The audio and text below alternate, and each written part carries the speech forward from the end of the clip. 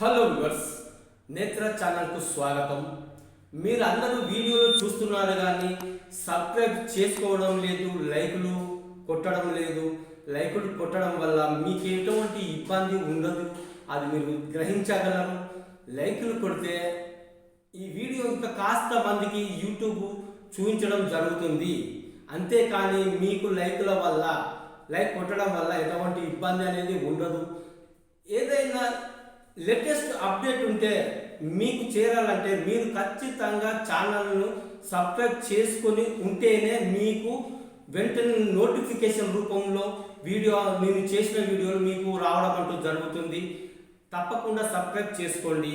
ఇక తెలంగాణ ప్రభుత్వంలో అక్రమంగా బిగ్ లీడర్లు వాళ్ళను వెంబడించుకొని వాళ్ళను వెంటబెట్టుకొని ఒక హోదా ఉన్న వ్యక్తుల ద్వారా ఎవరైతే అక్రమంగా పింఛన్ తీసుకుంటున్న వాళ్ళు ఉన్నట్టుగా అందరికీ తెలుసు. చాలామంది వెతికితే దొంగలు చాలామంది బయటపడతారు.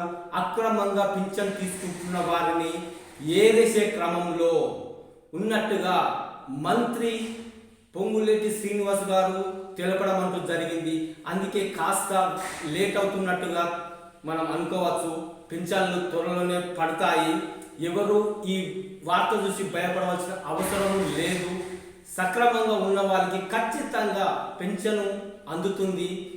అది కాకుండా ఎవరైతే అక్రమదారులు ఒక హోదాలో ఉండి వాళ్ళు తీసుకుంటున్న పెన్షన్లను ఏరేవేసే క్రమంలో మన తెలంగాణ గవర్నమెంట్ ఉన్నట్టు ఇప్పుడే అన్ని వార్త అనడం జరిగింది.